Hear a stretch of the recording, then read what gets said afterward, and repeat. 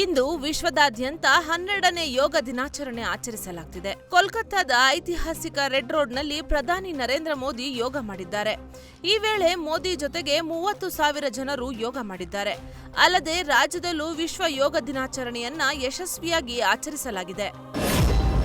ಇಂದು 12ನೇ ಅಂತಾರಾಷ್ಟ್ರೀಯ ಯೋಗ ದಿನಾಚರಣೆ ಹಿನ್ನೆಲೆ ಮಾಜಿ ಸಿಎಂ ಬಸವರಾಜ ಬೊಮ್ಮಾಯಿ ಕೂಡ ಯೋಗ ಮಾಡಿದ್ದಾರೆ.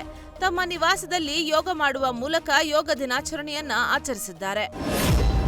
ಬೆಳಗಾವಿಯಲ್ಲೂ ಅಂತಾರಾಷ್ಟ್ರೀಯ ಯೋಗ ದಿನಾಚರಣೆ ಆಚರಿಸಲಾಗಿದೆ. ಸುವರ್ಣಸೌಧದ ಮುಂಭಾಗದಲ್ಲಿ ಜಿಲ್ಲಾಡಳಿತ, ಜಿಲ್ಲಾ ಪಂಚಾಯಿತಿ, ಮಹಾನಗರ ಪಾಲಿಕೆ ಆಶ್ರಯದಲ್ಲಿ ಆಯೋಜನೆ ಮಾಡಲಾದ ಯೋಗ ದಿನಾಚರಣೆಯಲ್ಲಿ ಕೇಂದ್ರ ಸಚಿವ ಪ್ರಹ್ಲಾದ್ ಜೋಶಿ, ಶಾಸಕ ಅಭಯ್ ಪಾಟೀಲ್ ಸೇರಿದಂತೆ ಹಲವರು ಭಾಗಿಯಾಗಿದ್ರು.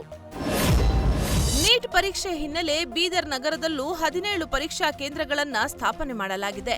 17 ಪರೀಕ್ಷಾ ಕೇಂದ್ರಗಳಲ್ಲಿ ಒಟ್ಟು 6,048 ವಿದ್ಯಾರ್ಥಿಗಳು ಪರೀಕ್ಷೆ ಬರೆಯಲಿದ್ದು, ಪ್ರತಿಯೊಂದು ಪರೀಕ್ಷಾ ಕೇಂದ್ರಕ್ಕೆ ಸಿಆರ್ಪಿಎಫ್ ಮತ್ತು ಸಿಐಎಸ್ಎಫ್ ಸ್ಥಳೀಯ ಪೊಲೀಸ್ ಸಿಬ್ಬಂದಿಯನ್ನ ನಿಯೋಜನೆ ಮಾಡಲಾಗಿದೆ. ಪರೀಕ್ಷಾ ಕೇಂದ್ರದ ಎಂಟ್ರಿಯಲ್ಲಿ ಪರೀಕ್ಷಾರ್ಥಿಗಳ ಹೆಸರು, ರೋಲ್ ನಂಬರ್, ರೂಮ್ ನಂಬರ್ ಅಳವಡಿಕೆ ಮಾಡಲಾಗಿದೆ. ಜೊತೆಗೆ ಪರೀಕ್ಷಾ ಕೊಠಡಿಯಲ್ಲಿ ನೀಟ್ ಪರೀಕ್ಷಾ ಮಂಡಳಿಯಿಂದಲೇ ಸಿಸಿಟಿವಿ ಅಳವಡಿಕೆ ಮಾಡಲಾಗಿದೆ. ರಾಜ್ಯ ಸಾರಿಗೆ ಇಲಾಖೆ ಬಸ್ ಟಿಕೆಟ್ ದರ ಹೆಚ್ಚಳಕ್ಕೆ ಶಿಫಾರಸು ಮಾಡಿದೆ. ಗ್ಯಾರಂಟಿ ಯೋಜನೆ ಹೊರೆ ಹೊರಲಾರದೆ ಸರ್ಕಾರ ಸದ್ದಿಲ್ಲದೆ ಟಿಕೆಟ್ ದರ ಏರಿಕೆಗೆ ಪ್ಲಾನ್ ಮಾಡ್ತಿದ್ಯಾ ಅನ್ನೋ ಪ್ರಶ್ನೆ ಸಾರ್ವಜನಿಕರಲ್ಲಿ ಮೂಡಿದೆ. ಮೊನ್ನೆಯಷ್ಟೇ ರಾಜ್ಯ ಸರ್ಕಾರ ವಿದ್ಯಾರ್ಥಿಗಳಿಗೆ ಉಚಿತ ಪಾಸ್ ಘೋಷಣೆ ಮಾಡಿತ್ತು. ರಾಜ್ಯ ಸಾರಿಗೆ ಇಲಾಖೆಗೆ ಬರೋಬ್ಬರಿ 5,173 ಕೋಟಿ ರೂಪಾಯಿ ಆರ್ಥಿಕ ಕೊರತೆ ಮೂಡಿದೆ. ಮಹಿಳೆಯರ ಉಚಿತ ಪ್ರಯಾಣದ ಜೊತೆಗೆ ಸುಮಾರು 10 ಲಕ್ಷ ವಿದ್ಯಾರ್ಥಿಗಳಿಗೆ ಉಚಿತ ಬಸ್ ಪಾಸ್ ವಿತರಿಸುವ ಗುರಿ ಹೊಂದಿದೆ. ಈ ನಡುವೆ ಸರ್ಕಾರಕ್ಕೆ ಮತ್ತಷ್ಟು ಆರ್ಥಿಕ ಹೊರೆ ಹೆಚ್ಚಾಗುವ ಸಾಧ್ಯತೆ ಇದೆ. ಕಲಬುರಗಿಯಲ್ಲಿ ರಾಜ್ಯ ಸರ್ಕಾರದಿಂದ ಪಿಂಚಣಿ ಸ್ಥಗಿತಗೊಂಡ ಕಾರಣ ವೃದ್ಧರು ಪರದಾಡುವಂತಾಗಿದೆ. ರಾಜ್ಯದ ಸುಮಾರು 16 ಲಕ್ಷಕ್ಕೂ ಹೆಚ್ಚು ಬಡ ಜನರಿಗೆ ರಾಜ್ಯ ಸರ್ಕಾರದಿಂದ ಬರ್ತಿದ್ದ ಪಿಂಚಣಿ ಸ್ಥಗಿತಗೊಂಡಿದೆ. ಕಳೆದ 3 ತಿಂಗಳಿಂದ ಬಾರದ ಪಿಂಚಣಿ ಹಣಕ್ಕೆ ನಾಡ ಕಚೇರಿ, ತಹಸೀಲ್ದಾರ್ ಕಚೇರಿ ಮುಂದೆ ಪಿಂಚಣಿ ಹಣ ಪಡೆಯಲು ಉರಿ ಬಿಸಿಲಿನಲ್ಲಿ ವೃದ್ಧರು ಕ್ಯೂ ನಿಂತಿದ್ದಾರೆ. ಕೇವಲ 1,200 ರೂಪಾಯಿ ನೀಡಲಾಗದ ಸರ್ಕಾರದ ವಿರುದ್ಧ ಫಲಾನುಭವಿಗಳು ಆಕ್ರೋಶ ಹೊರಹಾಕಿದ್ದಾರೆ. ಕಾಫಿ ನಾಡು ಚಿಕ್ಕಮಗಳೂರಿನಲ್ಲಿ ಸದ್ದಿಲ್ಲದೆ ಟಿಕೆಟ್ ಮಾಫಿಯಾ ನಡೀತಿರೋದು ಬೆಳಕಿಗೆ ಬಂದಿದೆ. ಕುದುರೆಮುಖ ನೇತ್ರಾವತಿ ಪೀಕ್ ಚಾರಣದಲ್ಲಿ ಆನ್ಲೈನ್ ಟಿಕೆಟ್ ಪಡೆಯದೆ ಅಕ್ರಮವಾಗಿ ಪ್ರವೇಶ ಮಾಡಿದ ಟೂರಿಸ್ಟ್ ಬಸ್ ಮೇಲೆ ದಾಳಿ ಮಾಡಿದ್ದಾರೆ.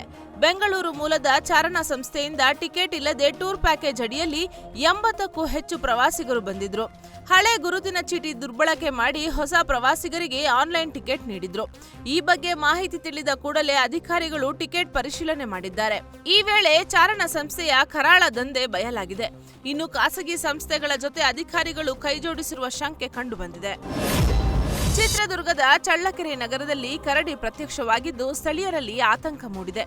ಇತ್ತೀಚೆಗೆ ಚಳ್ಳಕೆರೆ ತಾಲೂಕಿನ ಗ್ರಾಮೀಣ ಭಾಗದಲ್ಲಿ ಕರಡಿಗಳ ಚಲನವಲನ ಪತ್ತೆಯಾಗಿತ್ತು. ಆದ್ರೀಗ ಚಳ್ಳಕೆರೆ ನಗರದ ಕೆಎಸ್ಆರ್ಟಿಸಿ ಬಸ್ ನಿಲ್ದಾಣದ ರಸ್ತೆಯಲ್ಲಿ ಕರಡಿ ಪ್ರತ್ಯಕ್ಷವಾಗಿದೆ. ಕರಡಿಯ ಚಲನವಲನದ ದೃಶ್ಯ ಸಿಸಿಟಿವಿಯಲ್ಲಿ ಸೆರೆಯಾಗಿದ್ದು, ರಾತ್ರಿ ವೇಳೆ ಜನಸಂಚಾರ ಇಲ್ಲದರಿಂದ ಯಾವುದೇ ಅಹಿತಕರ ಘಟನೆ ನಡೆದಿಲ್ಲ. ಭಾರತೀಯ ಚಿತ್ರರಂಗದಲ್ಲಿ ಅತಿ ಹೆಚ್ಚು ನಿರೀಕ್ಷೆ ಹುಟ್ಟಿಸಿರುವ ಸಿನಿಮಾಗಳ ಪೈಕಿ ರಾಕಿಂಗ್ ಸ್ಟಾರ್ ಯಶ್ ನಟನೆಯ ಟಾಕ್ಸಿಕ್ ಕೂಡ ಒಂದು.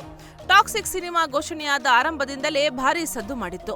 ಆದರೆ ಕಳೆದ ಕೆಲವು ತಿಂಗಳಿಂದ ಚಿತ್ರದ ಬಿಡುಗಡೆಯ ದಿನಾಂಕದ ಕುರಿತು ಗೊಂದಲ ಉಂಟಾಗಿದೆ.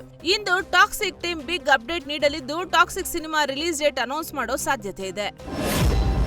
ನಟ ವಿನೋದ್ ಪ್ರಭಾಕರ್ ಆರೋಗ್ಯದಲ್ಲಿ ಏರುಪೇರಾಗಿ ಆಸ್ಪತ್ರೆಗೆ ದಾಖಲಾಗಿದ್ದಾರೆ. ಬಲರಾಮನ ದಿನಗಳು ಚಿತ್ರದ ಪ್ರಚಾರದಲ್ಲಿ ವಿನೋದ್ ಪ್ರಭಾಕರ್ ನಿರಂತರವಾಗಿ ತೊಡಗಿಸಿಕೊಂಡಿದ್ದರು. ನಿರಂತರ ಕೆಲಸದ ಒತ್ತಡದಿಂದ ಲೋ ಬಿಪಿ ಆಗಿದೆ. ಹೀಗಾಗಿ ನಾಗರಬಾವಿಯ ಖಾಸಗಿ ಆಸ್ಪತ್ರೆಗೆ ದಾಖಲಿಸಲಾಗಿದೆ. ವೈದ್ಯರ ಸಲಹೆಯಂತೆ ಎಲ್ಲಾ ಚೆಕಪ್ಗಳನ್ನು ಮಾಡಿಸಲಾಗಿದ್ದು, ಈಗ ಅವರು ಆರಾಮಾಗಿದ್ದಾರೆ. ಮಾಹಿತಿ ಪ್ರಕಾರ ವಿನೋದ್ ಪ್ರಭಾಕರ್ ಇಂದು ಡಿಸ್ಚಾರ್ಜ್ ಆಗಲಿದ್ದು, ಸೋಮವಾರದಿಂದ ಮತ್ತೆ ಚಿತ್ರದ ಪ್ರಚಾರ ಕೆಲಸದಲ್ಲಿ ತೊಡಗಿಸಿಕೊಳ್ಳಲಿದ್ದಾರೆ.